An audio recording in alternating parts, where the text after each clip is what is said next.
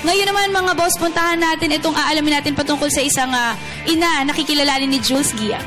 Ayan, Dayan, syempre kakatapos lamang ng Mother's Day yesterday, kaya makakasama natin ng isang mom na syempre kinakatawa ng isang modern woman. Makakasama natin live dito sa studio ang president and founder ng Talents, Models, and Artists.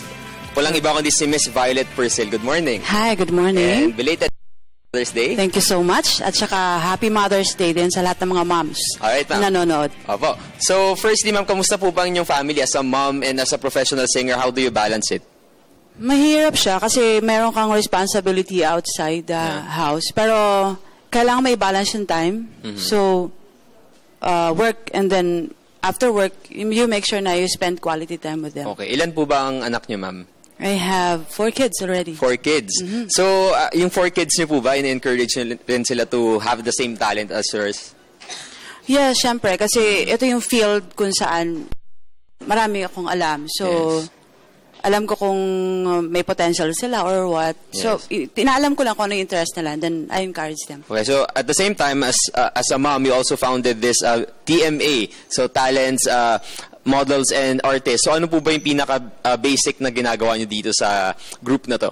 Yeah. At VP Group TMA, we offer talent workshops like modeling, acting, voice, dance, and hosting. So, it mostly yung mga students namin, kids and teens. Okay. So, lahat ng mga aspiring models, lahat ng mga gusto maging yun. So, ma'am, paano niyo po nagagamit yung mga skills niyo as a mom on handling this group? Kasi syempre, mga young kids and teens din po yan na gustong mahone yung talent sila, diba? So, paano niyo po nagagamit yun? Syempre, bilang ito kasing klase ng business na I have, I need to treat them like my own children then. Yes. So, hindi ka pwede na yung treatment mo sa kanila iba. Yes. So, they have to feel na your studio is just like their home. Parang second home nila. Well, lalo na this summer. Second mother na rin ako. Parang ganun. Okay. Gano'n na po ba katagal itong TMA? I started 2007 pa. Okay. Pero talagang nagkaroon siya ng... I started lang training yung mga musicians. Alright. Kasi I'm a singer. Yes. And then, hanggang sa nag-evolve siya. At 2013, I started na putting up other workshops. Okay. So, since 2007, ma'am, ano po yung mga challenges na usual na kinaharap nyo dito sa pagbuo? Usually yung mga grupo, sometimes meron silang individual differences. Yeah. So you have to deal with them. Alright. Okay, ma'am. So, tiyak na maraming na-inspire na mga moms dito sa short interview natin. So, as we end, do you have a message to all moms all over the world? Especially the single moms? Yeah.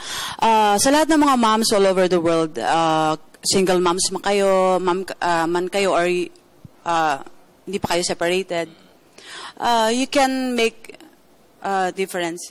Diba? If you have a talent, just pursue it. If you have a dream, just pursue.